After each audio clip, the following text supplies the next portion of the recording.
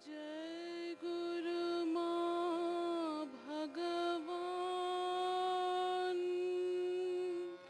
जय गुरु माँ भगवान, जय गुरु माँ भगवान। आगे ये पूछना है कि आप श्री की दीक्षा देते हैं लोगों को, तो वो श्री आपको कैसे प्रदान हुआ और कैसे क्या हुआ? माँ के पास मिला कि माँ ने डायरेक्ट दीक्षा दिया, क्या हुआ? वो तो थोड़ी लंबी कहानी है। हाँ बताइए। देहरादून में ही माँ खेतान के घर में थी और हम बाजू में अपने आश्रम में रहते थे। माँ के दर्शन के लिए जाते थे, वही सेवा भी करते थे, उसके लिए तो गए थे वहाँ। तो एक दिन ऐसा मन में आया कि हम कुछ माँ से प्राइवेट बात करेंगे। क्या बात करना है इसका भी तो कुछ निर्णय नहीं था, लेकिन ऐसा मन में आया और भास्कर जी से कहा कि स्वामी जी हमें प्राइवेट करना है माँ से। वो तो थोड़ा सा क्रुद्ध हो गए। अच्छा। कहते कि माँ का शरीर तो देखते तुम ठीक नहीं है, लोगों को मिलना बंद कर दिया है, सिर्फ शाम का 1 घंटा रखा है दर्शन के लिए, तुम प्राइवेट की बात कर रहे हो। तो मैंने कहा कि ठीक है स्वामी जी, ऐसा कुछ खास नहीं है बात।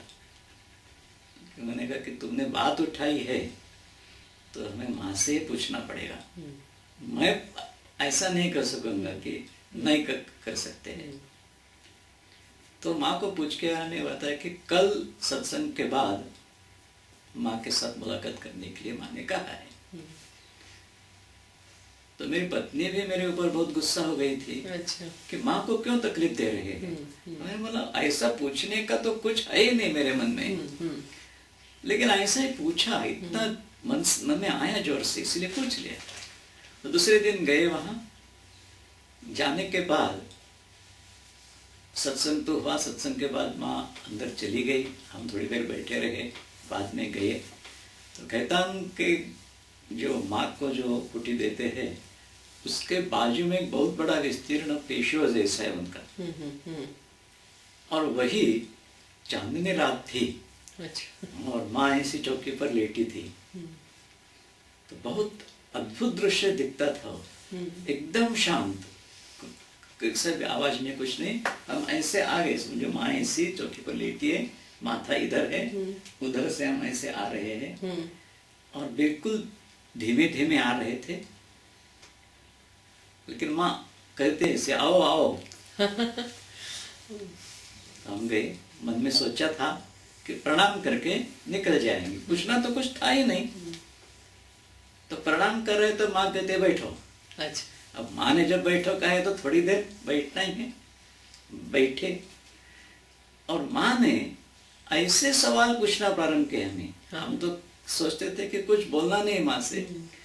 माँ ने सवाल करना प्रारंभ किया, इतने सिंपल सवाल, उसकी कुछ जरूरत भी नहीं थी। क्या नाम है तुम्हारा, जैसे कुछ जानती नहीं है इस प्रकार। वैसे तो इसके पहले से हमारा परिचय था माँ से, लेकिन पूछ रही थी कहाँ रहते हो, क्या करते हो, इस प्रकार के सवाल। फिर कौन सा व्यवसाय करते हो, अकेले हो या साथ में कोई है, ये सब बातें ऐसे पूछ रही थी। और बीच बीच में कुछ और पूछती थी उसके बारे में, इसके संबंध में क्या क्या है, इस व्यवहार में, ऐसा ऐसे पूछती जाए। अचानक पूछ रहे तुम्हारा मकान कहाँ है। तो हमारा मकान तो पूना में किराए का मकान है। नहीं नहीं, तुम्हारा कुछ होगा ना। हाँ, हमारे पिताजी का मकान तो कोल्हापुर में है, अभी भी है। ये सब बातें बता रहा था मैं। वो कैसा है मकान, नया है या पुराना है। पुराना ही है।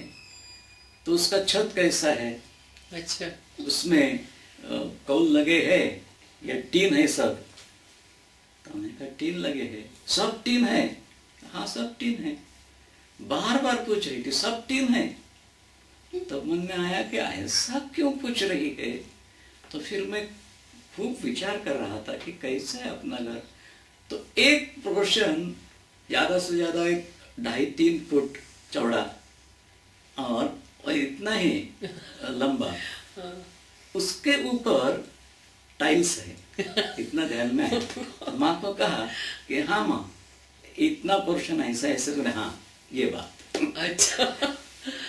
तो और भी इतनी बातें पूछ रही थी, कंप्लीट इररिलेवेंट, एक का संबंध दूसरे से कुछ भी नहीं। तो ऐसी बातें जो है ना, तो मेरे मन में ये आने लगा कि ऐसा क्यों माँ बोल रही है। कभी कुछ कहानी बताएगी, कभी कुछ तत्वज्ञान की ऐसी चीज बोल देगी, कभी किसी के जीवन की घटना बताएगी, वो फलाना ऐसा है ना, ये ऐसा ऐसा ऐसा। अच्छा। ये क्या बातें हाँ, चल रही है। हाँ। पूरे 1 घंटा इस प्रकार माँ बोलती रही। अच्छा। और अंत में कहा कि इस शरीर को तुम्हें कुछ देना है, कुछ समय निकाल सकोगे। तो मुझे रोना आ गया। अभी जब वो शब्द मन में आते हैं ना, अभी रोना आता है। बिल्कुल। कि माँ ये क्या करे, आप आज्ञा करो। बिल्कुल। नहीं, ये शरीर किसी को आज्ञा नहीं करता। क्यों? हमें आज्ञा करो, आप जितना कहेंगे आप उतना समय निकाल सकेंगे। बोले नहीं, अगर ये शरीर किसी को आज्ञा करेगा और भविष्य में विवश होकर उसका पालन ही नहीं कर पाएगा, तो आज्ञा भंग का पातक लगेगा उससे। My God. ये नग लगे, इसलिए आज्ञा ही नहीं करता शरीर किसी को। My God. तो हमने कहा ठीक है माँ, चाहे उतना समय निकाल सकेंगे, बोले चाहे उतना नहीं, थोड़ा निकालना है। बोले हाँ ठीक है। बोले हाँ ठीक है, ये शरीर आ गए। फिर वहां से निकले हम। तो ये जो बात है, ये जो इररिलेवेंट स्पीच था, उसके बाद मैंने आज तक देखा है कि जीवन में जितनी प्रधान घटनाएं होती है ना, उसी का निर्देश कर दिया था मैंने। पूरा life sketch. Really, my God. जब वो घटना घटती है ना, तब पता चलता है ये तो ऐसा कहा था, वो जो कथा कही थी उसमें ये घटना निर्दिष्ट थी। लेकिन सब अगर देखने लगेंगे ना हम, इसमें क्या है, इस आगे में क्या होने वाला है, इसमें अगर है तो कुछ पता नहीं चलता। घटना घटने के बाद पता चलता है कि माँ ने बताया था। और ये जो कहा था कुछ देना है, मैंने सोचा ठीक है, माँ को कुछ देना है, जब देना है दे देगी। तो उसके तुरंत बाद माँ कनखलाई थी। उस समय अपना पुराना आश्रम जो है, उस पुराने आश्रम में माँ का निवास था। और वही सत्संग होने के बाद बरामदे में हम तो एक स्वयंसेवक के नाते सेवा के लिए उपस्थित रहते थे। तो सत्संग के बाद सफाई करना है कर रहे थे। सब चटाई आदि सब इकट्ठा करके रख दिया, नीचे उतर रहे थे। माँ तो अपने चौकी पर ऐसे लेटी ही थी। नीचे उतर रहे तब देखा केदार बाबा आ रहे थे उस समय। अच्छा। तब मैंने सोचा कि आ रहे ऊपर, वो तो जानते थे माँ को, सत्संग का समय कौन सा है, क्या आते भी थे। हमारा उस समय उनसे का साथ परिचय था ही। एक महात्मा के रूप में तो इनको देखते नहीं थे, हम भी देखते नहीं थे, कोई भी नहीं देखता था। लेकिन जब आ रहे हैं ऊपर, इसका मतलब माँ ने इनको कुछ किसी वजह से बुलाया होगा। इसलिए मैं तुरंत ऊपर आके माँ को बता दिया कि केदारनाथ जी आ रहे हैं। केदारनाथ नाम से उनको जानते थे उस समय। केदारनाथ जी आ रहे हैं। बोले अच्छा। तो मैं एक चटी उनके लिए बिछा दी और जा रहा, क्योंकि उनके साथ अगर कुछ बात है तो हम क्यों रहेंगे। हाँ बोली तुम खड़ा रहो। अच्छा। हाँ तुम्हारे लिए बुलाया है। अच्छा। केदार बाबा आए, फिर माँ को प्रणाम करके उन्होंने श्री यंत्र दिखाया माँ को। अच्छा।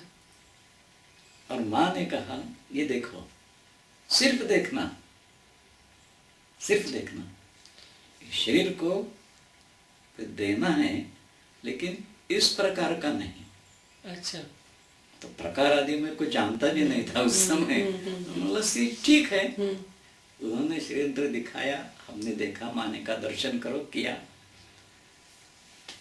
फिर केदार बाबा जी से पूछा बाद में कि उस समय आप क्यों ले आए थे यंत्र, क्या क्या वजह थी? उनका उसके कई दिन पहले मानव ने बताया था, फलाने दिन कि श्रीयंत्र लेके आ जाओ, इसलिए वो लेके आए थे।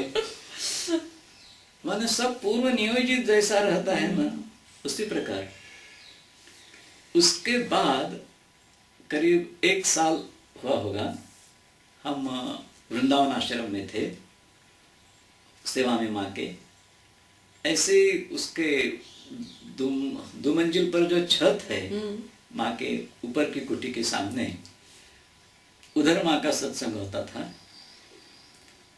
सत्संग के बाद हम ऐसी चटे आदि इकट्ठा करके सब जगह साफ कर रहे थे। माँ लेटी है। हमें पूछा कि आज तिथि कौन सी है। हमने कहा तिथि का तो पता नहीं रहता था, दिनांक डेट पूछते थे तो कह सकते थे, लेकिन तिथि तो आगे पीछे कौन सी भी हो सकती है, कई क्षत तिथि है या वृद्धि तिथि हो, तो ठीक क्रम से वो नहीं आती। माँ से कैसे कहेंगे कि मालूम नहीं है हमें। माँ ने जब पूछा है तो जवाब तो देना ही चाहिए। इसलिए कहा मैं स्वामी जी से पूछ के आता हूँ कौन सी तिथि आई है। तो सच्चिदानंद स्वामी जी के पास गया। वो तो महाराष्ट्रियन पंचांग रखते थे, इसलिए उसे देखकर बताना था।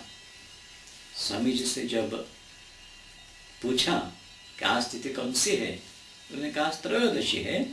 क्यों पूछ रहे हो? हाँ। माँ ने पूछा है, अभी जाके बताऊंगा माँ से। तो माँ ने पूछा है। हाँ। तो समझो तुम कहोगे त्रयोदशी है तो और आगे कुछ जब कहेगी तो तुमको फिर आना पड़ेगा। हाँ। तो ऐसा करेंगे, मैं तुम्हारे साथ आता हूँ। पंचांग लेके मेरे साथ आ गए। प्रणाम करके माँ को बताया हमने कि माँ आज त्रयोदशी ऐसा स्वामी जी करते हैं। तो माँ जो अपने तकिए को लेटे हुए ऐसी बैठी थी, अचानक बैठकर सीधी हो गई ऐसी, आकाश की तरफ देख रही है और जोर से ताली बजाकर कहते त्रयोदशी सर्व सिद्धि।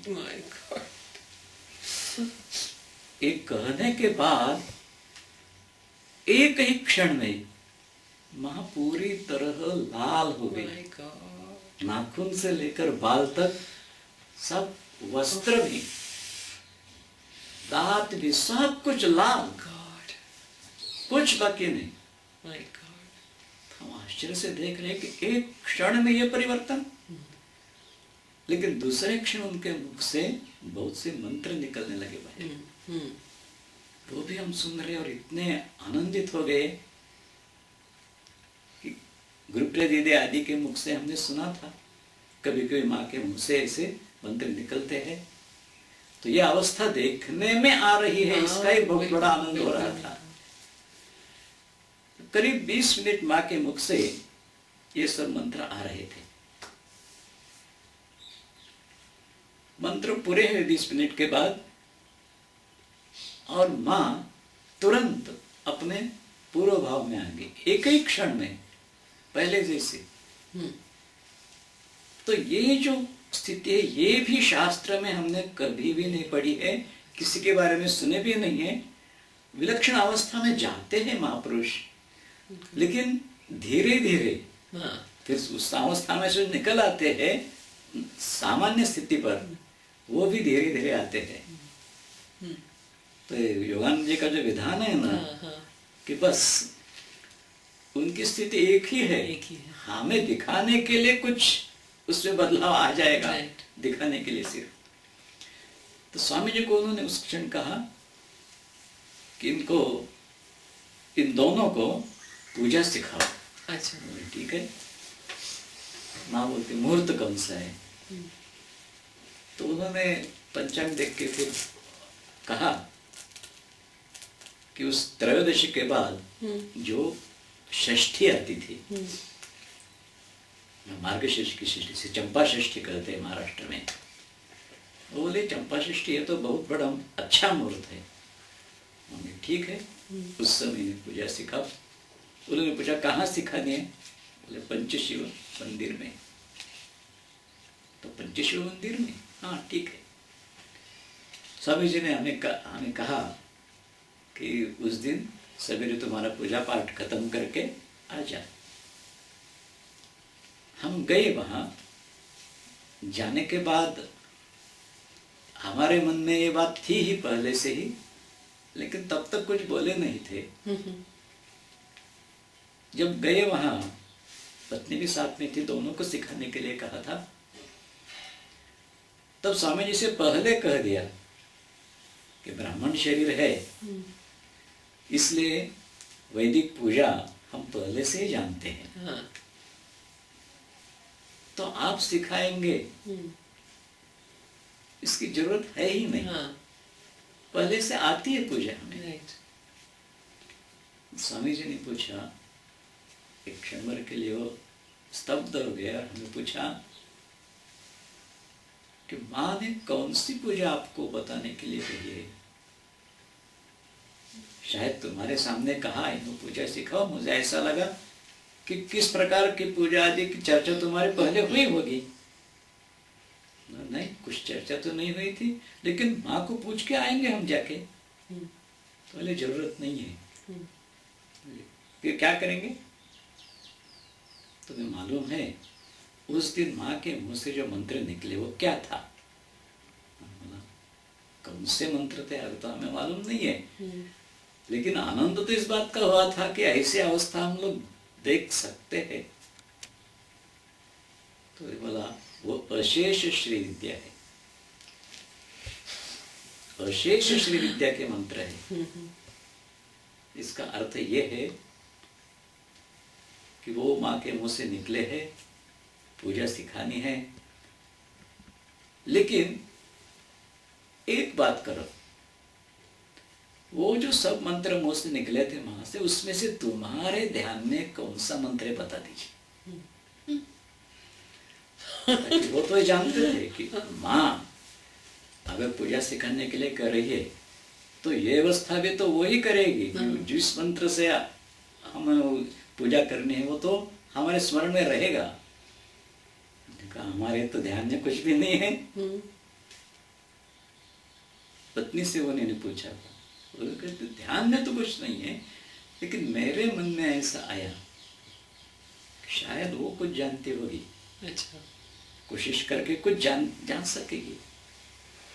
और उसके भी मन में आया कि मेरे ध्यान में कुछ रहा होगा। तो इस दृष्टि से एक दूसरे की तरफ देखा हमने। जैसे हम दोनों की दृष्टि मिल गई ना, उसी क्षण दोनों के मुंह से एक साथ वो ही सब मंत्र आ रहे हैं। 20 मिनट तक लगातार उसी क्रम से। और हम आश्चर्यचकित हो रहे थे कि क्या बोल रहे हैं हम, कैसे हमारे स्मृति में आ गया है।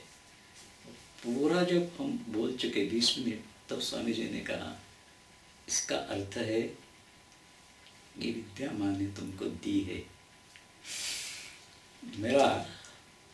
मेरा काम सिर्फ इतना है कि तुम्हें पूजा बतानी है, किस प्रकार करनी है।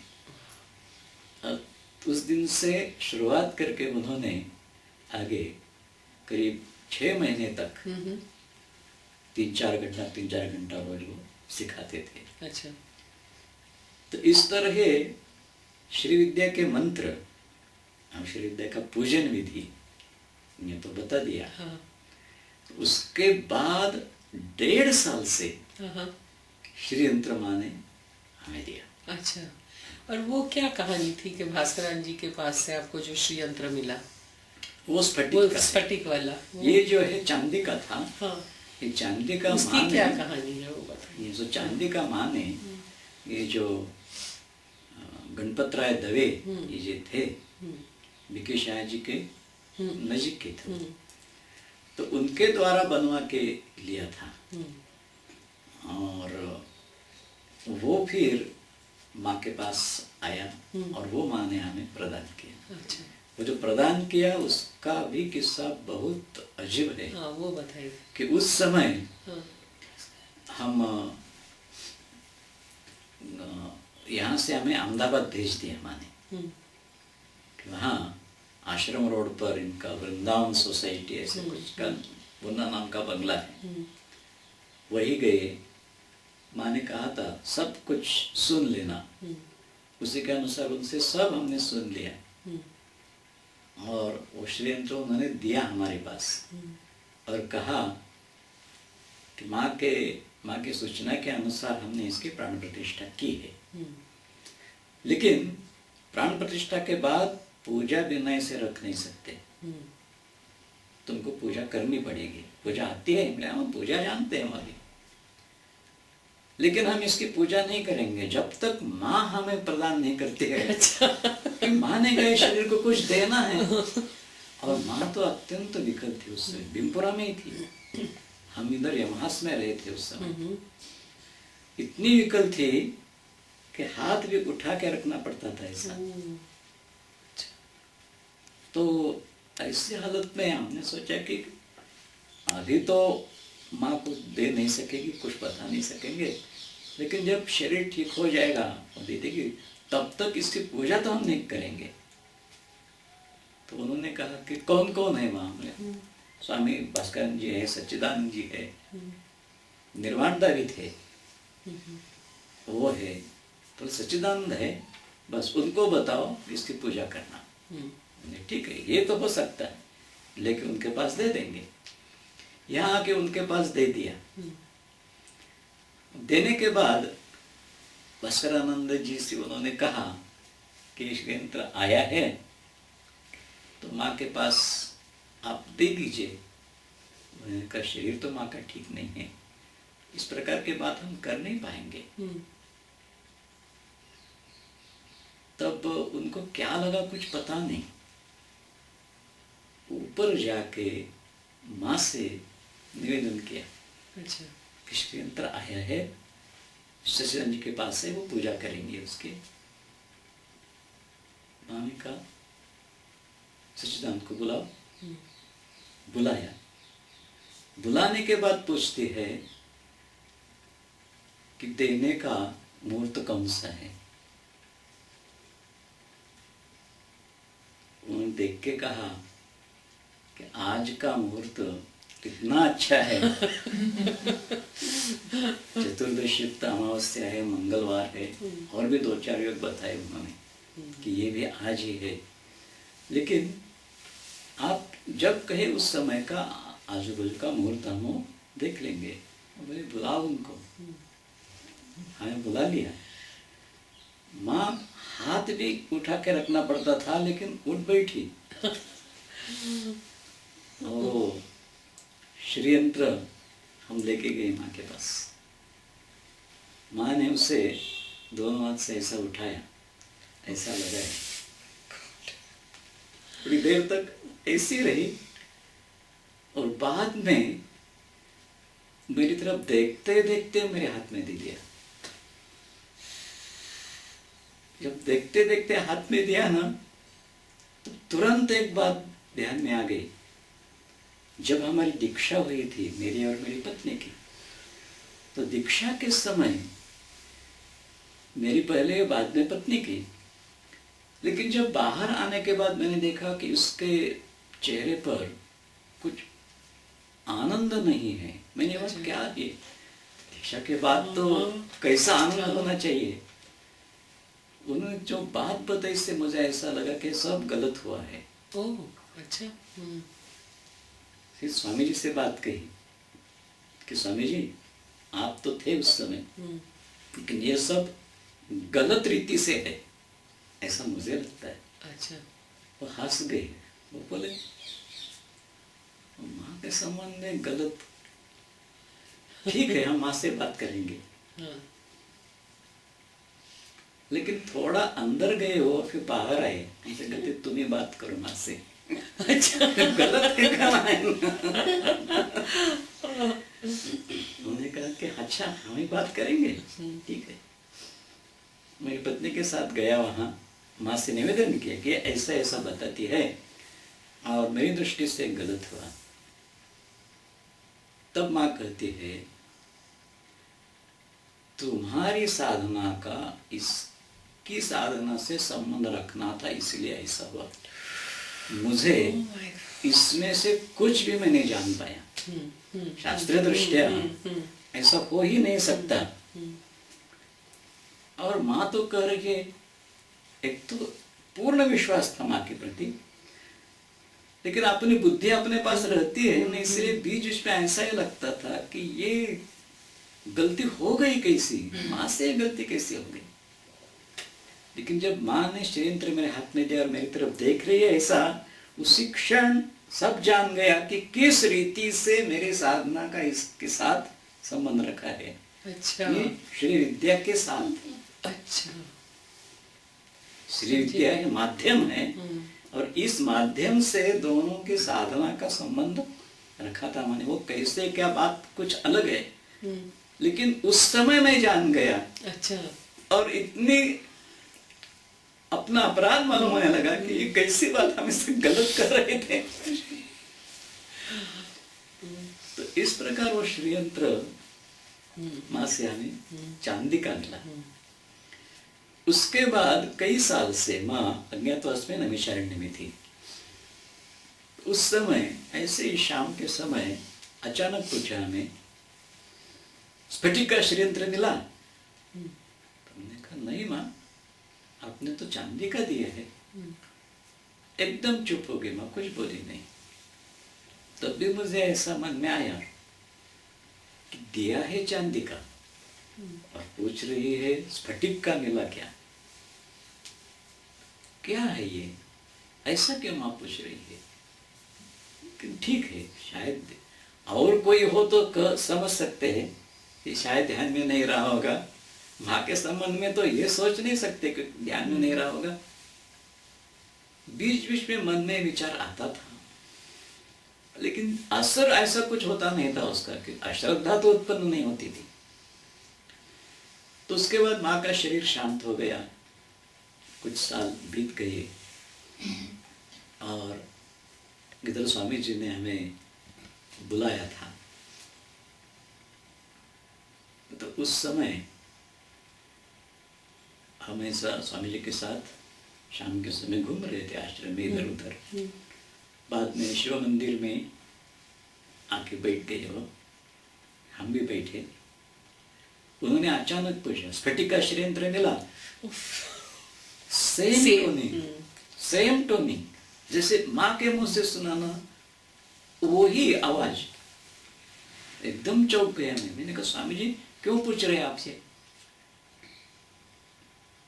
तो बोला ऐसे ही नहीं, मैं जो इतना चौंक गया हूं इसकी वजह ये है कि नैमिषारण्य में माँ ने बात की थी, तब से लेकर कभी कभी मेरे मन में आगे तक भी आती है कि ऐसा क्यों पूछा माँ ने, और उसी ढंग से आप पूछ रहे हैं, इसलिए मन में मेरे आया कि क्या बात है।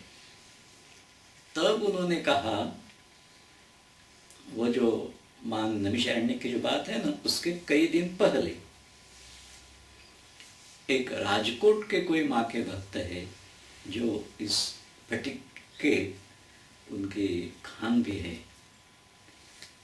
तो वहां से वो स्फटिक कभी कभी माँ को दे देते थे, अर्पण करते थे। ऐसा एक स्फटिक अर्पण किया था। तो भास्करन जी से माँ ने कहा था, भास्करन जी ने बताया मुझे कि माँ ने मुझे वो स्फटिक देख के बताया था इसका विशिष्ट प्रकार का, इस प्रकार का षड्यंत्र बना लो, और वो कहा कि तुमको देने के लिए माँ ने वो बनाने के लिए कहा था। उस समय जिससे मैं बनवा के लेता था वो अचानक गुजर गया, मुसलमान था और इसलिए मैं खोज में था कि अच्छा बनाने वाला कौन है ये। बनवा लिया, लेकिन बाद में मेरे ध्यान से बात चली गई। अभी याद आ गई है तुम्हें देख के, अभी याद आ गई है। इसीलिए पूछा मिला क्या, कि बीच का तो मेरे स्मरण में इतना कुछ नहीं है।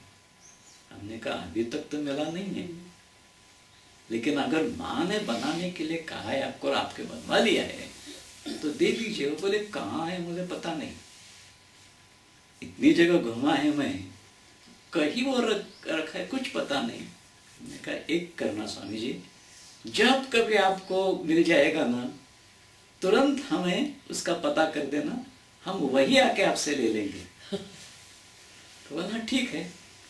और दूसरे दिन कहते यार वही इधर ही है, भीमपुरा आश्रम में इधर ही है। बोले ठीक है तो दे दो हमें। बोलते नहीं है, ऐसा नहीं, उसको तो मूर्त देखना पड़ेगा। ठीक है। तो शाम के समय उन्होंने बताया कि कल 10:20 ये मुहूर्त है, उस समय आ जाओ तुम। इधर थे और ये सुनकर ही मेरे आंख में आंसू आ गए। वो ही दिन था जिस दिन माँ ने हमें श्रीयंत्र दिया था वाला। और संयोग की बात इतनी कि दिन भी वही था, तिथि भी वही थी, मंगलवार ही था, और जितने योग उस दिन थे वो सब योग उस समय थे। ठिकान भी वही। तो इसलिए फिर लिया स्वामी जी से हमने, दूसरे दिन आए, उस मुहूर्त में ले लिया। मन में आया कि अब नर्मदा जी में जाके अभिषेक करेंगे उसे। और ऐसे गुफा से बाहर आए, ले जा रहे थे, स्वामी जी भी पीछे से आए रहते थे, अपने कमरे के अंदर आ रहे हैं वो। और यही से मुझे पूछा कहाँ जा रहे हो? नर्मदा से अभिषेक कराएंगे। क्योंकि ले जाते समय उनसे लिया और ले जा रहे हैं, तभी मेरे मन में एक बात का दुख उत्पन्न हुआ था। हाँ। क्या अगर उस समय स्वामी जी को याद आती थी तो माँ के हाथ से मिल जाता था, माँ का स्पर्श तो हो जाता था इसे। ठीक है, माँ की कृपा से उसी दिन मिला है, ये तो माँ के द्वारा ही प्राप्त है, ऐसे ही समझ सकते हैं। तो ये इस प्रकार हम अपना ही समाधान कर लेते थे मन का, लेकिन दुख तो उत्पन्न हुआ था। उसी क्षण स्वामी जी पूछते कहाँ जा रहे हो? उनका अभी नर्मदा जी में अभिषेक कराऊंगा इसका। तो बोले अभिषेक करोगे अभी? बोले पूछा कि पूजा हुई है तुम्हारी? हाँ बोले पूजा हुई है। तो इसकी पंचोपचार तो पूजा करना आज। पंचोपचार क्यों? षोडशोपचार पूजा करेंगे तो अभिषेक तो करेंगे जल से। तो बोले ठहरो, मेरे पास कुंभ के समय का त्रिवेणी का माह का चरण तीर्थ मेरे पास है, वो देता हूं तुझे, उसी से अभिषेक करो। ये बात भी कहीं भी शास्त्र से मिलेंगे नहीं। चरण तीर्थ तो वंदनीय माना है, लेकिन फिर से उसका उपयोग पूजा में नहीं कर सकते। हाँ। भगवान को निवेदन किया, उसको हाथ लगाया तो वे हाथ धोके दूसरा करना पड़ता है। वो भी शास्त्र सब जानते थे, फिर भी इस प्रकार बताया और मैं समझ गया कि माँ का स्पर्श जो हम चाहते थे वो मिल गया। शास्त्र के विरुद्ध। सो माँ से श्रीयंत्र प्राप्त हुआ, श्री विद्या भी प्राप्त हो गई, पूजन का विधि भी मालूम हो गया। तब उसकी साधना ही शुरू हो गई। मां द्वारा उसके पहले शक्ति मंत्र में दीक्षा प्राप्त हुई थी, उसकी साधना भी शुरू ही थी, उसे तो खंडित करना नहीं था। लेकिन ये साधना श्री विद्या की मान्यता थी। तो एक प्रकार से ऐसे भी कह सकते कि इसके बारे में जिज्ञासा तो हमारे मन में नहीं थी कि ये कैसे करते हैं, क्या करते हैं, लेकिन किस प्रकार प्राप्त हुई हमने माँ से तो हमने बता दिया पहले। तो उसकी साधना तो शुरू हो गई जैसे बताया था उसी के अनुसार। उसी के बाद माँ हमें कभी कभी किसी के पास भेजती थी। श्री विद्या के अनेक अधिकारी पुरुष इस समय भी है, तो उनका मां से संपर्क तो होता ही था। एक बात हमने जरूर देखी है कि जो बड़े से बड़े अपने क्षेत्र में हैं, खास करके अध्यात्म के, वो सब मां के पास मार्गदर्शन के लिए आते थे। एक अजीब बात हमने देखी है, वो तो अपना प्रचार प्रसार कभी करती नहीं थी, किसको कैसा मालूम हो जाता था पता नहीं, लेकिन आते थे मार्गदर्शन के लिए। इसी प्रकार श्री विद्या के जो आचार्य माने गए हैं, उनके अनेक शिष्य प्रशिष्य, तो ऐसे किसी के पास मां हमें भेजती थी और कहती थी कि जाओ वहां जाके सिर्फ सुनना और इस शरीर को आके सुनाना। हम इतना ही समझते थे उस समय कि माँ का काम, माँ की सेवा करना है, ये जाके सुनना है और माँ को सुनाना है। तो विभिन्न संप्रदाय के श्री विद्या के आचार्य जो है, उनमें किस किस प्रकार से साधना चलती है, कौन से मंत्रों का विनियोग किस प्रकार वो करते हैं, ये सब हम आके माँ को वृत्तांत कथन किया है, जैसा किया जाता है वैसा करते थे। उसमें भी एक विशेषता हमने देखी कि वहां जाके सुनना और माँ को सुनाना, कभी कभी ऐसा होता था कि स्मृति में कुछ गड़बड़ हो जाती थी कि अ के बदले ब बता दिया, ऐसा हो जाता था। तो तुरंत माँ कह देती थी, नहीं नहीं ऐसा नहीं कहा होगा, ब नहीं अ कहा होगा। और कभी कभी ऐसा होता था, उन्होंने जो बताया वही हम माँ को निवेदन करते थे, लेकिन उनकी कुछ गलती हो जाती थी, तब भी माँ तुरंत निर्देश करती थी, नहीं ऐसा बताया ना, ऐसा नहीं करना, इस प्रकार करना है।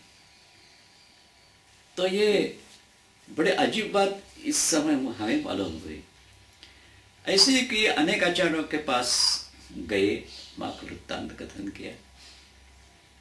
उस समय तो पता नहीं चला, लेकिन अब पता चला है, क्या चलता है कि श्री विद्या के जितने संप्रदाय है, हमने जो कहा कि माँ के श्रीमुख से जो मंत्र निकले तो अशेष श्री विद्या जो कहा था सच्चिदानंद स्वामी जी ने, तो अशेष श्री विद्या का अर्थ ध्यान में आ रहा था इस समय। कितने संप्रदाय है, लेकिन जिन मंत्रों का उपयोग वो करते हैं ना, वो सब इस मंत्र में आए थे।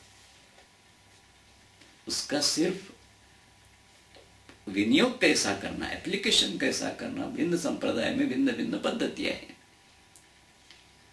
तो इस प्रकार अनेकों के पास से ये मिला।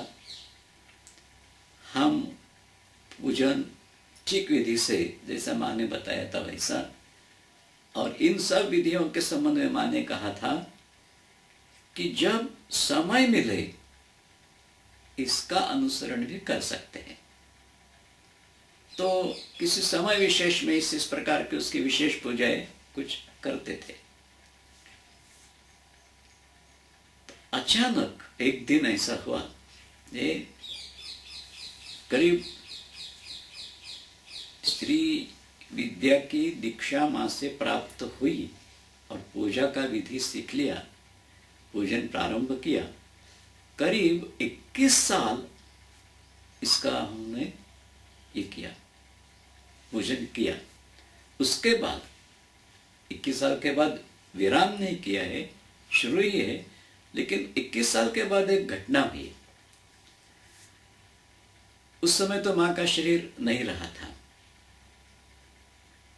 तो पूना आश्रम के पिछले बाजू में एक महात्मा उस समय रहते थे। उनको अप्पाजी महाराज करके पुकारा जाता था। एक अवलिया संत थे, माँ के प्रति विलक्षण भाव था उनका। पहले वो धारवाड़ में रहते थे, कर्नाटक स्टेट, लेकिन उनका कथन था कि माँ ने आदेश दिया इसलिए मैं यहाँ आके रह रहा हूँ। और हमेशा आश्रम में माँ का दर्शन करने के लिए आते थे। माँ की बातें कहते थे, माँ से कैसी मुलाकात हुई, ये सब बातें बताते थे। आश्चर्यजनक थी वो। और इतना भी कहते थे कि माँ का नित्य संपर्क उनका है, माँ से बातें होती है उनकी। तो एक दिन उन्होंने मुझे कहा, तो हर एक को महाप्रभु नाम से पुकारते थे। जैसे माँ पिताजी, माँ, इस प्रकार संबोधन करके बातें करती थी, उस प्रकार वो हर एक पुरुष को महापुरुष ऐसा ही करते थे। तो मैंने कहा कि महापुरुष, माँ ने आपसे जो श्री विद्या के मंत्र दिए हैं वो तुम अब सबको सिखाओ, जिनकी इच्छा है उनको सिखाओ पूजा विधि के साथ। तो मैं तो एकदम चौंक गया। मैंने उनसे दो बातें कही। पहले ये बात कही कि देखो, आप तो महात्मा हैं, महात्मा की बात मानना ये तो माँ का संस्कार ही है। लेकिन हमारे मन में इस बात का दुख तो जरूर रहेगा। अगर आपके कहने के अनुसार हम दीक्षा देने लगे तो एक दुख हम मन में रहेगा कि माँ ने हमें जो मंत्र दिए, श्री यंत्र दिया, विधि सिखाया, वो पूजन के लिए, साधना के लिए। अब उसमें दूसरों को दीक्षित करे या नहीं, इसके बारे में कुछ नहीं कहा है। तो ये तो दुख मन में रहेगा। और तीसरी बात, आप जो कह रहे हैं माँ से तुम्हें जो मिले हैं, तो ये बात सिर्फ मैं, मेरी पत्नी और सच्चिदानंद स्वामी, उसके बाद बाकानंद स्वामी आदि कई लोग ये जानते हैं। लेकिन इसे ऐसा ही अपने मन में ही रखा है सबने। तो आप कैसे जान गए? थोड़ा सा हंसकर उन्होंने कहा, उस समय तुम, सच्चिदानंद स्वामी, तुम्हारी पत्नी, तीनों थे। हाँ, और एक को मालूम है। तो हमने खूब विचार किया कि कौन था उस समय। और मैंने बार बार कोशिश करके, जब उसका जवाब नहीं मिला, तो उन्हें कहा कि अप्पा जी बताओ हमें कौन था। बोले, तुम सोचते हो तुम तीनों ही थे सिर्फ, लेकिन बात माँ को तो मालूम थी ना। बोले, हाँ माँ तो मालूम, बस माँ ने मुझे बताया। तो हमने कहा कि ठीक है, आपको आदेश हुआ होगा, हमें तो कुछ बताया नहीं है। मैं ऐसा नहीं कहूँगा कि आप कहते लेकिन उसका अनुसरण मैं करूँगा नहीं, ये तो कहना मेरे लिए मुश्किल है, क्योंकि ये संस्कार है माँ का कि महात्मा की बात मानना चाहिए। लेकिन ये कैसे मान सकते हैं जब माँ ने नहीं बताया? तो कुछ बोले नहीं हुआ। उसके बाद मेरी भागवत कथा अपने बनारस आश्रम में थी, और संयोगवश उस समय मेरा जन्मदिन आया। अब जन्मदिन उस बीच में आया, इसलिए मुझे इतना आनंद हुआ था कि वहाँ भी एक माँ का मंदिर है, माँ के आश्रम में है हम। और माँ के मंदिर में जाके मैंने पूजा वहां करने का किया, संकल्प किया था, उसके अनुसार वहां गया। पूजा की वस्तु सब अर्पण की। अब जैसे प्रणाम किया तो अचानक आवाज आ गई, माँ जैसी, माँ के आवाज जैसी, कि अब वो देने के लिए है। मैं तो चौंक गया, तुरंत देखने लगा। माँ की, वहां तो 3 मूर्तियां थी उस समय माँ की। चौंक गया, देख रहा, और मन में आ गया कि ये जो हम कर रहे थे कि माँ से हमें कुछ इसका आदेश मिला नहीं है, तो यही तो आदेश हो सकता है, वो देने के लिए माने वो मंत्र। लेकिन तुरंत मन में विचार आया कि जैसे अप्पा जी ने कहा था, उसके बाद मन में विचार शुरू हो गया है, तो शायद अपने मन का ही एक कुछ आभास हो सकता है। तो इसे कैसे कह सकते कि मां का आदेश है? इसलिए चुपचाप बैठे। उसके बाद जब मैं पुणे आया, अप्पा जी महाराज के दर्शन के लिए गया। आश्रम में जब जब जाता था तो उनके दर्शन के लिए जाता ही था। तो जब उनके दर्शन के लिए गया तो मुझे देखकर वो तुरंत कह उठे, महाप्रभु अब समाधान हो गया। तब जान गया कि वो मेरे मन की बात नहीं थी, ये तो साक्षात माँ के द्वारा ही अनुमति मिल गई है। और इस दृष्टि से मैं श्री विद्या की दीक्षा देने का अधिकार मुझे प्राप्त हो गया। कई चाहने वालों को, भक्तों को इसमें दीक्षित किया भी है। तो ये जब बातें हो रही थी तब एक विलक्षण घटना घटी। अभी जो करवीर पीठ के, कोल्हापुर के शंकराचार्य की जो पीठ है, उसमें से करवीर पीठ है, ये श्रृंगेरी पीठ के स्वाधीन में है। तो वहां के अभी जो शंकराचार्य है, उन्होंने, वो तो जानते थे मुझे, शंकराचार्य मठ के साथ मेरा संबंध था ही। वो जानते थे श्री विद्या में मैं इस प्रकार दीक्षित करता हूँ, माँ से ही प्राप्त हुई परंपरा है। तो एक दिन उन्होंने कहा कि हमारे पीठ में श्री विद्या का पूजन आदि सब पूर्व से शुरू था।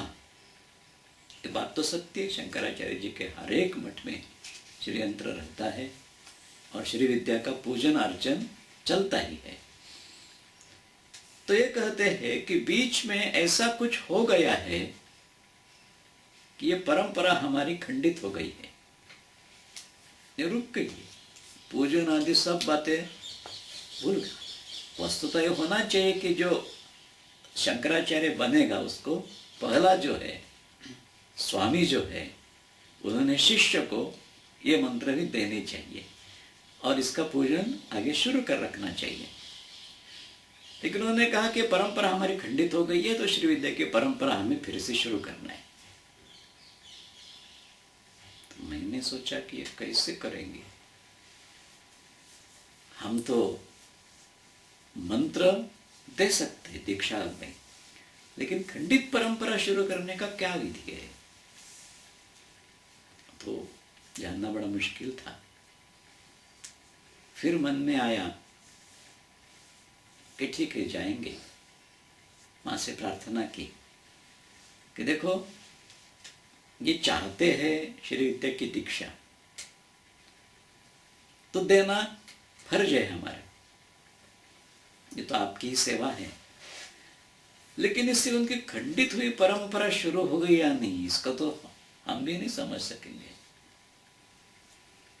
तो जब मैं ये उनको उसमें दीक्षित किया, पूजा विधि बतलाया, उसी के अनुसार पूजन करवा रहा था उनसे, तब ध्यान में आया कि श्री यंत्र का जो बिंदु है, बिंदु में एक भगवती की मूर्ति खड़ी है, बड़ा विलक्षण वर्णन उसका। इतना ही कहता हूं कि वस्त्र, उसका रंग, अलंकार आदि सब कुछ स्पष्ट रूप से दिखाई दे रहा था, लेकिन मन में ये बात आ गई कि ये अगर मैं इन्हें कहूंगा कि देखो इस प्रकार का दर्शन हो, माने आपकी परंपरा शुरू हो गई, आपको सिद्ध करने की जरूरत नहीं है, स्वयं भगवती ने दर्शन दे के बताया है कि यही उनका निवास है, तो अगर मैं ये कहूंगा तो ये समझ जाएंगे, मान बैठेंगे कि कुछ अपनी महत्ता बताने के लिए ये कह रहा है। इसलिए मैं कुछ बोला नहीं, चुपचाप बैठा। उसके बाद मैं कोल्हापुर से कुछ काम की वजह से वहां से निकल गया और सांगली में आ गया। शांताबाई के घर में उस समय रहता था। सांगली में जैसे आया, दूसरे दिन सुबह शंकराचार्य जी का फोन आया मुझे। तो कहते हैं कि बड़े आश्चर्य की बात है बाबा। क्या? जब मैंने पूजन प्रारंभ किया उसी क्षण भगवती को मैंने उस बिंदु में देखा पूरा, उसका वही वर्णन वस्त्र के रंग सहित जो मैंने देखा था। तब जान गया कि बस अब वो इस बात को मानेंगे कि खंडित परंपरा शुरू हो गई। मैं भी थी, ये भी थी उस समय में। तो इस प्रकार इसके दीक्षा देना कभी प्रारंभ हो गया श्री विद्या का, और शंकराचार्य जी के मठ में यही हुआ। इसके बाद मेरे प्रवचन भी उन्होंने भागवत के किए थे। ये तो शिष्य स्वामी हैं जिनकी बात मैं कर रहा हूँ। उनके जो गुरु स्वामी थे, उन्होंने मेरी भागवत कथा सुन ली। इस दृष्टि से उनका जब चातुर्मास था, उनका तो 2 महीने का चातुर्मास रहता है, 2 माह का। तो चातुर्मास में वो उन्होंने कहा कि मुझे भागवत सुनना है, वो भी 10वें स्कंद, और वो भी उसमें जो तुम्हारा संशोधन है। अब वो तो संशोधन मान बैठे थे मेरा, असल में वस्तु स्थिति ये सब माँ से प्राप्त हुआ है। तो कल मैंने बताया था कि भागवत में कैसे प्रवृत्त है। तो इसलिए उन्होंने कहा कि मुझे वो ही सिर्फ सुनना है, बाकी कुछ बातें सुनने में मुझे इतना इंटरेस्ट नहीं है, क्योंकि बहुत सुन चुका हूं मैं। तो उस बात को ध्यान में रखते हुए हमने 2 महीने तक भागवत के 10वें स्कंद का पूर्वार्ध का विवेचन किया उनके पास।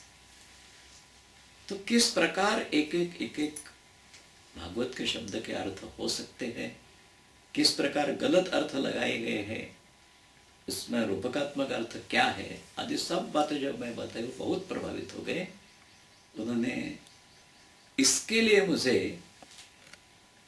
विद्यावाचस्पति किताब देने का निश्चय किया। मुझे बताया भी, मैंने कहा इसमें तो मेरा कर्तृत्व तो कुछ नहीं है, अगर देना चाहते हो तो माँ को दे दीजिए।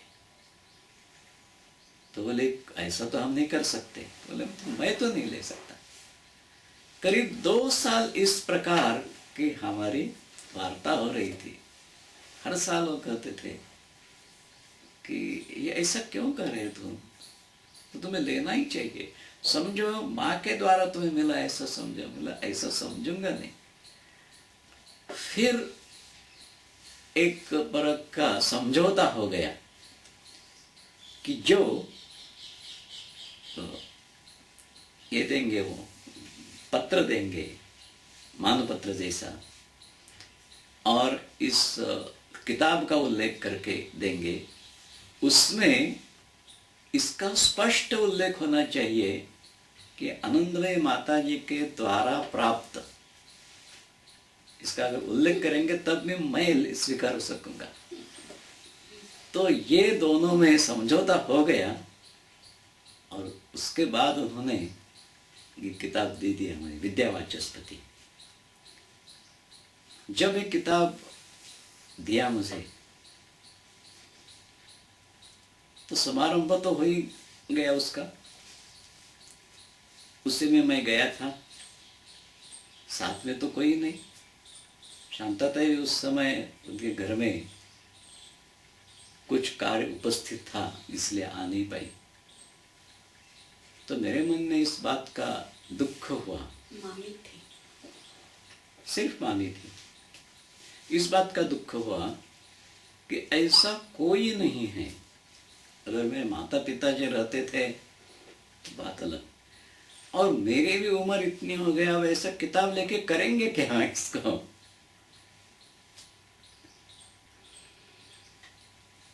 तो ये बात मन में आ गई। दूसरे ही दिन माँ का जन्मोत्सव था, पूना में शुरू होने वाला था। तो उसके लिए मैं पूना आ गया। साथ में वो लाया भी था कि ये माँ के पास से रख देंगे, क्योंकि माँ का है, माँ को ही अर्पण करना है। माँ की अब जो पूना आश्रम में माँ के जो गुटे, आप तो जानते हैं उसको, वही चौकी के ऊपर माँ की तस्वीर रखी है, और वही जाके भक्त लोग प्रणाम करके आ जाते हैं माँ को। हम भी वहाँ गए, वो रख दिया माँ के सामने, वो जो पत्र था, किताब का पत्र, वो रख दिया माँ के सामने, प्रणाम किया। और यही दुख की भावना मन में थी कि अब किसको बताएंगे ये, अब तो कौन है ही नहीं, सिर्फ माँ ही है। माँ को अर्पण कर दिए। और जैसे प्रणाम करके उठ गया, मैंने देखा कि माँ की जो तस्वीर वहां थी वो माँ की नहीं है, वही मेरे पत्नी की तस्वीर थी। एकदम चौंक गया मैं। फिर मन में आया, ये भी मेरे मन का भास हो सकता है, क्योंकि यही मन में था ना कि अगर पत्नी होती तो उसे जाके कह सकते थे कि देखो ये किताब शंकराचार्य जी से मिला है। तो शायद इसकी वजह से मुझे ये इस प्रकार दिखता होगा। उस समय नंदा जी, जिनके यहाँ पहला मेरा दर्शन हुआ, वो नंदा जी वही कुर्सी में बैठे थे। जब मैं उठा ऐसा, तुरंत मेरा हाथ पकड़ा उन्होंने और कहते हैं, अशोक अभी कुछ देखा तुमने? तो मैंने कहा कि क्या देखा है, इनको कैसे बताएंगे, इसीलिए कहा क्यों पूछ रहे हैं नंदा जी? उन्होंने कहा कि अभी यहां माँ की तस्वीर नहीं थी, दया की थी। तो मैं जान गया कि वो माँ की लीला है ये सब। तो इस दृष्टि से कि श्री विद्या के साथ ऐसी विभिन्न लीलाएं भी हो गई है। एक भाग इसमें ऐसा और है, जिसे जब श्री विद्या का किसी को दीक्षा देते हैं, उसकी परंपरा बताते हैं, सब कुछ बताते हैं, उस समय ये बात कि मां तो साक्षात श्री विद्या स्वयं भगवती है, और इसके लिए एक प्रमाण करके हम दे देते। प्रमाण माने सबूत। कि बनारस में एक शंकर भारती नाम के बहुत बड़े विद्वान और भगवती के भक्त सन्यासी दंडी स्वामी थे। हो गए, सन्यास नियमों का पूर्ण रीति से पालन करते थे। उनका सम्मान भी बहुत होता था वहां। जब वे वृद्ध हो गए, संन्यास धर्म के अनुसार उन्हें भिक्षा करके ही निर्वाह करना है अपना, लेकिन जब वृद्ध हो गए तब भिक्षा मांगना उनके लिए मुश्किल हो गया। तो उनके जो शिष्य थे, उन्होंने आज ये परसों कल ये इस प्रकार बारी बारी से कुछ दिन बांट लिए थे, और उसमें बारी बारी से भिक्षा मांगकर गुरुदेव को ला के देते थे। एक दिन ऐसा हुआ कि जिस शिष्य की उस समय बारी थी, किसी कार्यवश वो थोड़ा सा बाहर गांव गया था। भिक्षा के समय तक आ जाएंगे उसका उसके मन में था, अनुमान था, लेकिन प्रत्यक्षता ऐसा हुआ कि वो आ नहीं पाया।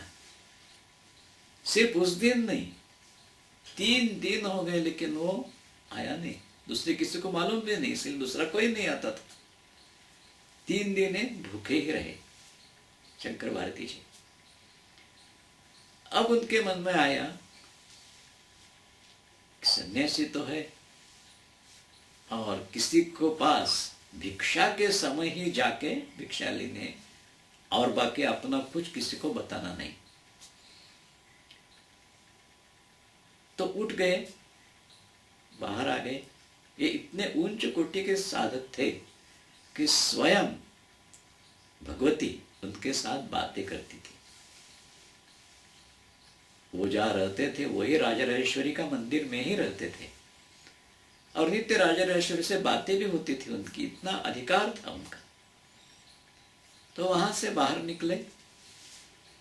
अभी अन्नपूर्णा जी का जो मंदिर है उसके थोड़ी सी दूरी पर ही ललिता घाट है, वही ललितांबा का मंदिर है, वही रहते थे वो।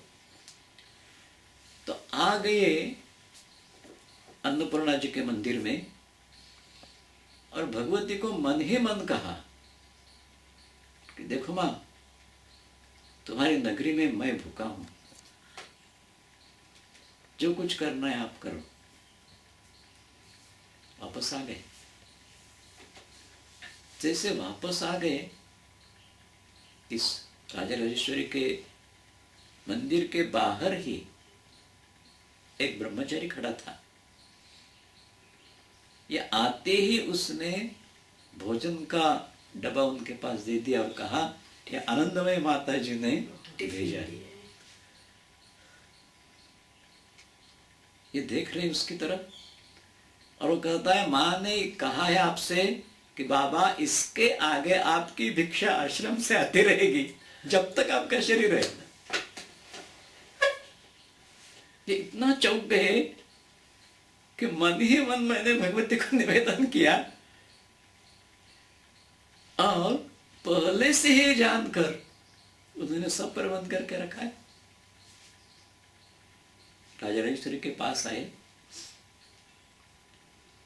और बाद में कहते हैं कि आप तो मेरे से बात करती है, सब कुछ होता है, लेकिन आपका चिन्मय शरीर है, पंचभौतिक नहीं है, स्थूल शरीर नहीं है। हमारे दृष्टि में आए किसी सामान्य व्यक्ति के ऐसा नहीं है। तो सामान्य व्यक्ति को भी दृष्टिगोचर हो जाए ऐसा आपका शरीर मैं देखना चाहता हूं, क्योंकि आप मुझसे बात करते हैं कि कोई देख नहीं पाता है, उससे आपका दर्शन नहीं होता है। तो आपका दर्शन सबको हो जाए इस प्रकार आप मेरे से बात करो। तब राजा राजेश्वरी कहती है बात,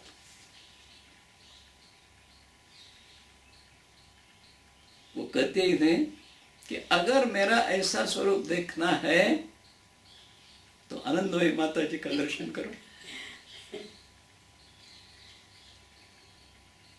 वहां से आई वो आश्रम में। सन्यासी के नियम के अनुसार वो किसी स्त्री का दर्शन नहीं करते थे, इसीलिए माँ के पास नहीं आते थे। बनारस में होते हुए भी माँ का दर्शन नहीं करते थे। जब आश्रम में आए, माँ का दर्शन किया, माँ की लीला तो देखो।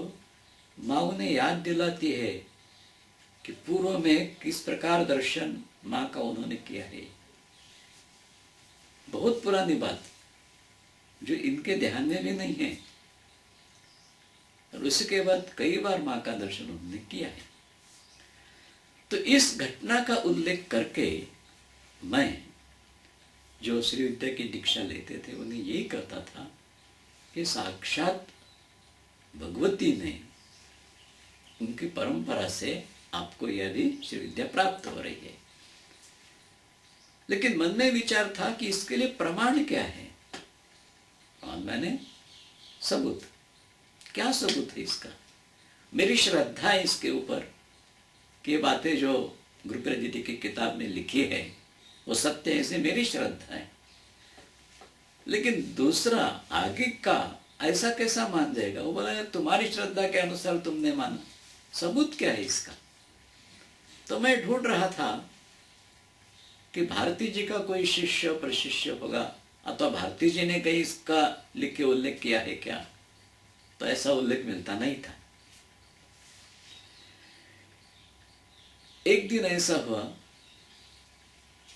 बनारस में मेरी भागवत कथा अपने आश्रम में थी, तो कई बार हुई है। तो उस समय संयोग से गोपीनाथ कविराज जी का जन्मदिन था, वो भी अपने आश्रम में मनाते हैं। बनारस के अनेक पंडितों को बुला के एक छोटे सी सभा का आयोजन करते हैं श्रद्धांजलि के रूप में। उस समय जो वक्ता आए थे उनका परिचय करके जो दे रहे थे उसमें इस प्रकार परिचय करके दिया गया कि ये शंकर भारती जी के शिष्य है। जैसे सुना मैंने मन में ही सोचा कि बस इनको जाके मिलेंगे। शेखर सुधांशु जी उनका नाम था और वो बनारस हिंदू यूनिवर्सिटी के डीन थे, बड़े विद्वान थे। मैंने जब सुना कि शंकर भारती जी के शिष्य है तब मेरे मन में आया कि अब इस घटना के संबंध में इन्हें पूछेंगे। अगर ये कुछ ठीक ढंग से कहीं इसका उल्लेख है दूसरे ग्रंथ में, सिर्फ गुरुप्रसाद जी के ग्रंथ में है, लेकिन कोई ये कह सकता है कि माँ की बात है तो गुरुप्रसाद दीदी माँ के बारे में ऐसा कुछ लिखा होगा। लेकिन ये अगर इनके संप्रदाय का कुछ ग्रंथ का उल्लेख करके आगे दे देंगे कि यह हमारे गुरुदेव की कथा इधर भी लिखी है तो ये प्रमाणित हो जाएगा। तो जैसे कार्यक्रम समाप्त हुआ, मैं दरवाजे के पास ही इनको प्रणाम करके कहा कि कुछ समय आप अगर मेरे लिए दे सकोगे तो अच्छा है, थोड़ी सी बात करनी है। तो बोले समय, अभी बात करो। तो मैंने कहा अभी ऐसे? हाँ ऐसे ही बातें करो। तो मैंने उनको कहा कि ये इस प्रकार की घटना गुरुप्रसाद जी की किताब में है, आप भारती जी के शिष्य हैं तो कृपा करके बता सकते हैं क्या कि इस बात का भारती जी की परंपरा में कुछ अन्य प्रमाण हमें मिल सकेगा क्या? बोले क्यों चाहिए? हमने कहा हमें इसका प्रमाण चाहिए इस बात का। तो उन्होंने मेरी तरफ देखा और कहते हैं प्रमाण चाहिए? हाँ, भारती जी के पास आश्रम से वो भिक्षा का डब्बा ले जाने वाला ब्रह्मचारी मैं था, और क्या प्रमाण चाहिए तुमको? बस हो गया मेरा काम। यही मां की लीला है कि जब किस शंका संशय मन में उत्पन्न होता है ना, उसका पूर्ण रीति से निराकरण हो जाता है। तो स्वयं यूनिवर्सिटी के डीन ये बात कह रहे हैं, बड़े विद्वान, कि वो मैं था, ऐसी बात प्रमाणित होगी। तो श्री विद्या के संदर्भ में यहाँ वो आपको खत्म होता है। अब दूसरा देखेंगे। 1960 में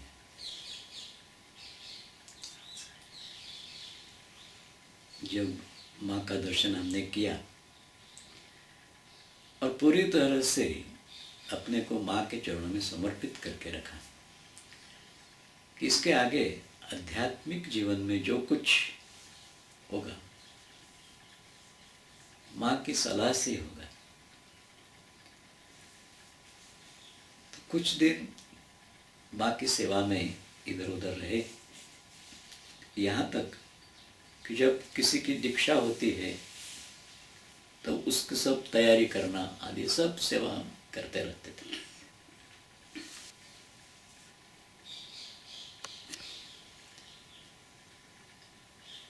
तो एक बार ये बात मन में आ गई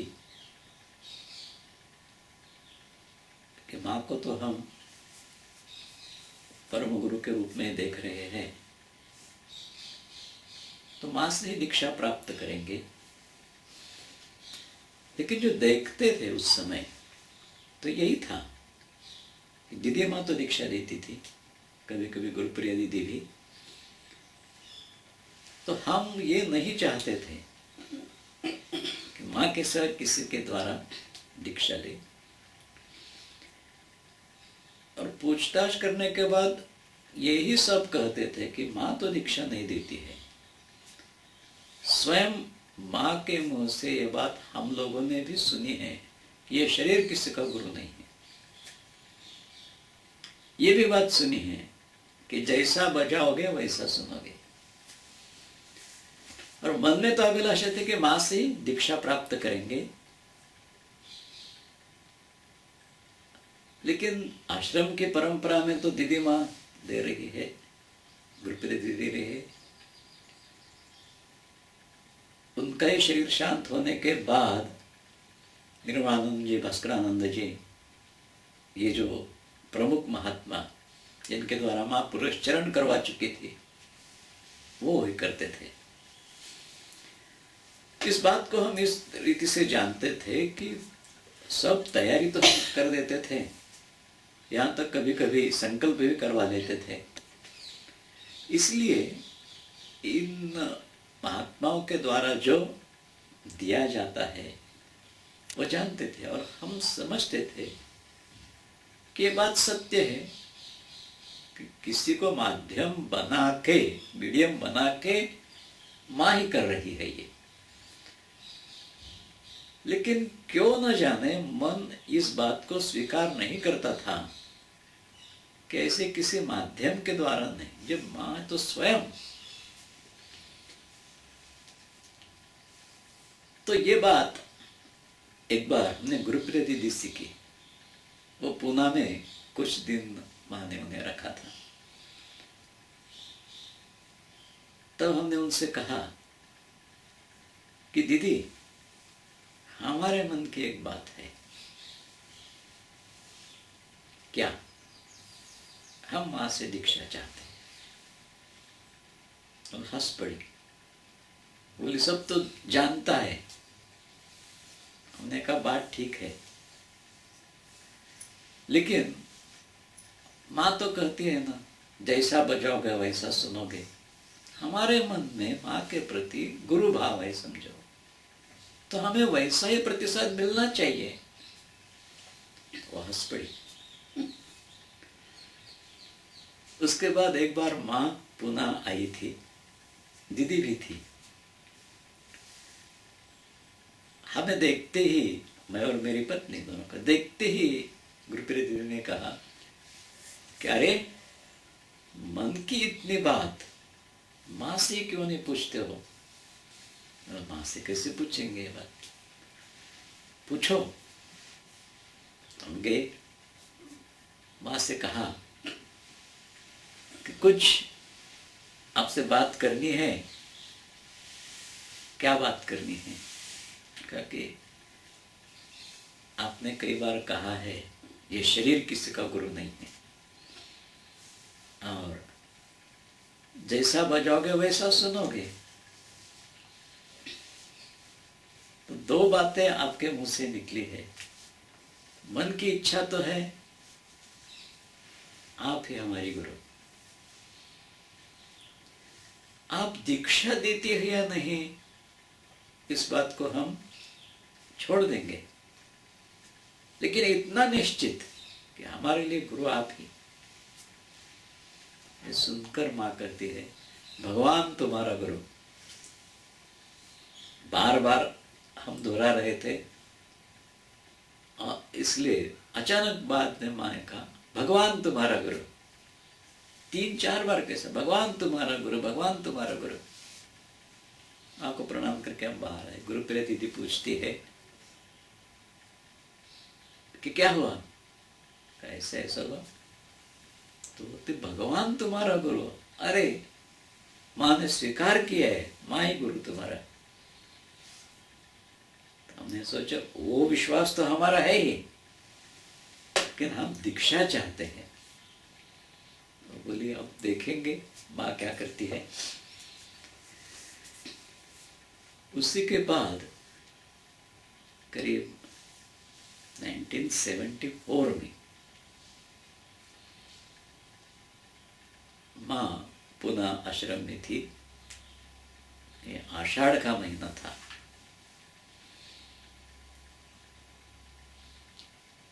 तो ऐसी कुछ सेवा कर रहे हैं। शाम के समय घर आते समय माँ को प्रणाम करने के लिए गए। माँ अचानक पूछती है, गुरु कौन है? हमने कहा माँ आप ही, आप तो जानती है, पहले बात हुई है इतनी आपसे। कुछ बोले नहीं माँ, लेकिन मन में ये बात आ रही कि माँ तो सब जानती है, तो हमारे मन में माँ के प्रति जो गुरु भाव है वो भी तो जानती है। फिर भगवान गुरु करके स्वयं कहा ही, और गुरुप्रिया दीदी ने उसके बारे में कहा है कि माँ ही गुरु है तुम्हारी। तो दीदी की बात और माँ की बात तो कुछ अलग हो नहीं सकती। तो माँ ने क्यों पूछा ये? बार बार मन में विचार आने रखा, ऐसा क्यों पूछा? फिर 3-4 दिन के बाद शाम के समय माँ से सवाल किया कि माँ आपने ये क्यों पूछा? ये सब बातें आपसे हमारी हुई है पहले, फिर भी आपने ये सवाल क्यों किया? गुरु कौन? कुछ बोली नहीं, चुप बैठी। मैं बार बार पूछता गया। पूछते पूछते मैं इतना मन में व्याकुल हो गया कि क्या वजह है इस प्रकार पूछने की? क्या हमारी समझ गलत है? क्या हमारा विश्वास गलत है? ठीक नहीं है कि माँ ही हमारा गुरु? तो मन में आया कि ठीक है अपना विश्वास है, लेकिन दीक्षा तो माँ देती नहीं है, हम चाहते हैं माँ से दीक्षा। तो ये कैसे कहें? क्योंकि हम जानते थे उस समय भास्करानंद जी साथ में थे, तो उनके द्वारा ही दीक्षा दी जाती थी। तो आश्रम की रीति वैसी है, माँ उपस्थित रहती थी, लेकिन दीक्षा का विधि जो है वो तो सब भास्करानंद जी करते थे। ऐसा मन में आया कि क्या करेंगे अब, और न जाने क्यों मैं पूछ बैठा माँ को। मुझे पता नहीं इस बात का, किस प्रकार के विचार मेरे हो ही नहीं सकते। निश्चय था कि दीक्षा जिससे चली है अभी हम लेंगे नहीं, लेकिन अचानक मन मुझ से चला गया। माँ से कहा बार बार पूछ के कि क्यों पूछा था, क्यों पूछा था। मैंने कहा कि क्या माँ हम दीक्षा लेंगे, ये भाव आपके मन में है? अगर वैसा है तो हम दीक्षा लेंगे। माँ तुरंत ऐसा करते, ये बात ये तुम्हारे मुख से निकलवाना था इसीलिए पूछा। बोलो ये निकलवाना था, अब तो हो गया। अब तो जैसे दीक्षा चल रही है उसको दीक्षा लेनी पड़ेगी, इसलिए तो हम तैयार नहीं थे। पूरे रात भर मैं बेचैन था। घर में गया और मेरी पत्नी दया मुझे कह रही थी कि पूछा क्यों तुमने, ऐसा करने की क्या जरूरत थी? माँ ने से पूछा ना कौन गुरु, बता देना आप गुरु हो।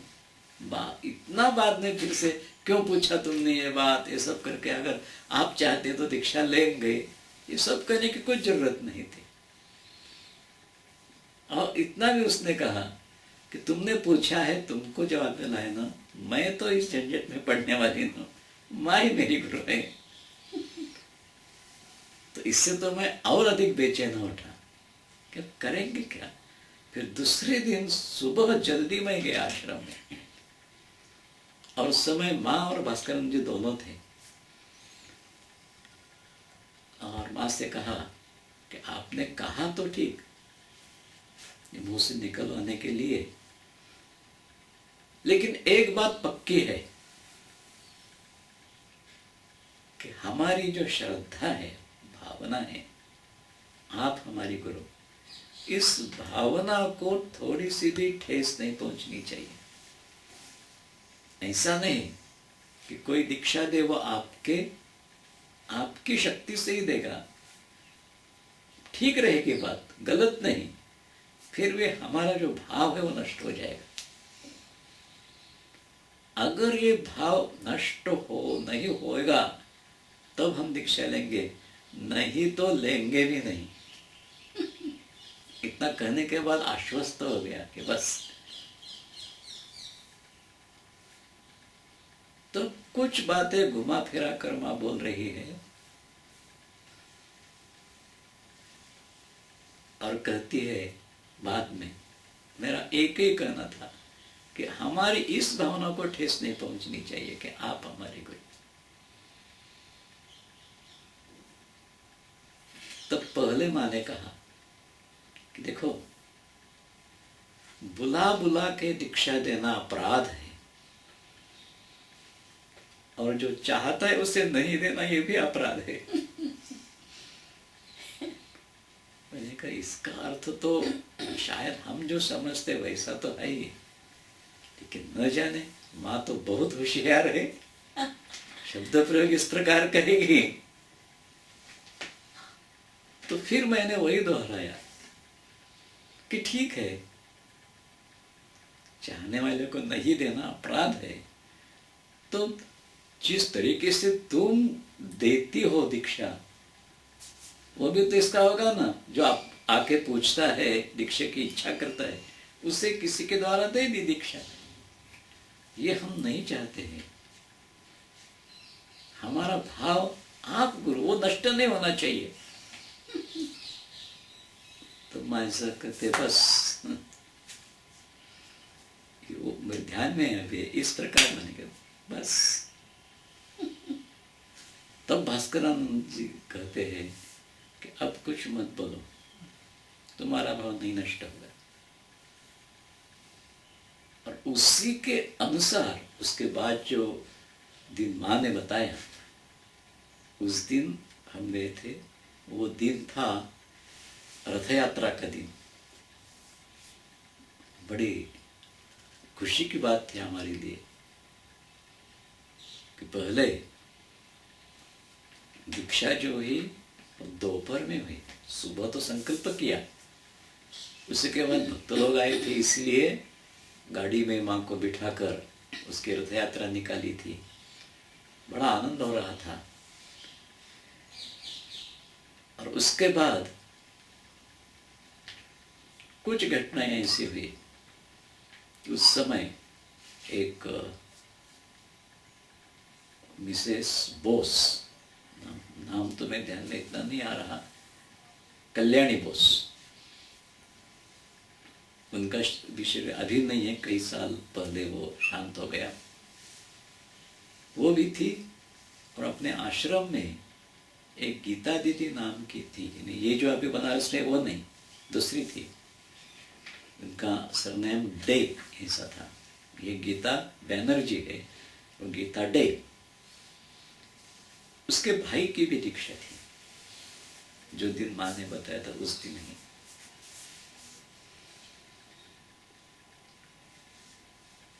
तो उनसे वहां बात कर रही थी। हम दीक्षा की तैयारी कर रहे हैं, उनकी भी करवा रहे हैं। उसे पास में बिठाकर मां कह रही है, आज का दिन जिनकी दीक्षा कुछ विशेष। कुछ विशेष क्या बात होती है? हाँ, यह तो ठीक है कि आज का मुहूर्त बड़ा अच्छा है, इसलिए हो सकता है। फिर जब प्रत्यक्ष दीक्षा हुई तब बात मालूम हो गई कि मां से ही दीक्षा लेना, ये जो हमारा पक्का निर्धार था वही पूर्ण हो गया। असल में इस प्रकार तो बहुत कम इसमें होता है, लेकिन वहां तो ऐसा है। तो उस संबंध में कल भी एक बात मैंने बताई थी कि मेरी पत्नी की जब दीक्षा हुई, माँ के द्वारा ही हुई, तो जब वो दीक्षा लेके बाहर आ गई तो बड़ी उदास थी। उन्हें पूछा क्या वजह है, उसने सब कुछ बता दिया। तो मेरे मन में आया कि ऐसा तो मुझे जब दीक्षा मिली तब ऐसा नहीं हुआ है, लेकिन इसको जब मिली तब माँ के द्वारा ही, फिर इस प्रकार की बात ये तो ठीक नहीं है, शास्त्र दृष्टि गलत है ये। लेकिन कहेंगे कैसे माँ को? भास्कर ने जी को बताया कि स्वामी जी आप तो जानते हैं, आपके सामने ये सब हुआ है, तो क्या शास्त्र दृष्टि सही है? हम तो गलत समझते हैं। भास्कर जी बोले माँ ने किया है, गलत सच हम कुछ नहीं जानेंगे। तो हमने कहा कि फिर ऐसा क्यों? क्या दोबारा हो सकती है दीक्षा ये गलती छोड़कर? तो आज पर तो माँ से पूछो।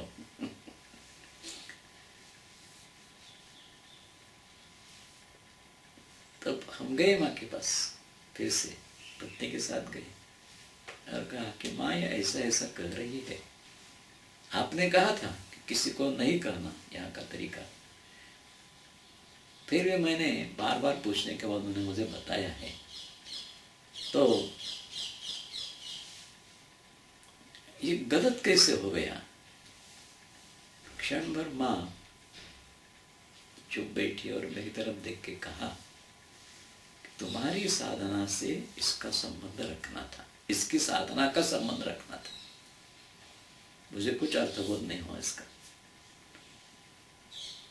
ऐसा ही लगा कि कुछ ऐसा जवाब देना है इसलिए जवाब दे दिया है, लेकिन ये किस तरीके से, ये जो हुआ है, ये जो गलती हुई है, इससे मेरी साधना के, इसकी साधना से क्या संबंध, कैसा हो सकता है? श्रद्धा तो माँ के प्रति इतनी थी कि ये विचार होने के बाद भी कभी उसमें इतना रत्ती भर भी उसमें त्रुटि नहीं आ गई। श्रद्धा तो थी ही, लेकिन बीच में सवाल मन में आता था कि ऐसा क्यों हुआ है। जिस साधना का संबंध रखने के लिए तो हमें ठीक से सोचता नहीं है। उसके बाद देखिए 74 की घटना है, दीक्षा हमारी हुई है। उसी के बाद जब माँ से श्री यंत्र साक्षात मिला हमें, उस समय कल मैंने बताया कि श्री यंत्र माँ के सामने ले गए हम दोनों, मैं और मेरी मिसेस। माँ ने श्री यंत्र उठाया, ऐसा अपने मस्तक को लगाया, फिर मेरी तरफ देखते देखते मेरे हाथ में दिया। और जब देख रही थी तब मेरे मन में वो घटना याद आ रही थी जब दीक्षा दी मेरी पत्नी को, और हम समझते थे सब गलत है। तो वो सब घटना मन में आई, और ये कैसे कैसे हुआ, किस दृष्टि से, इसी के द्वारा मेरी साधना का इसकी साधना से संबंध रखा गया है, ये सब बातें माँ की दृष्टि से हम एक क्षण में मालूम हो गई। और हम आश्वस्त हुए कि हाँ, कितनी गलती थी हमारे कि हम इससे गलत कर रहे थे।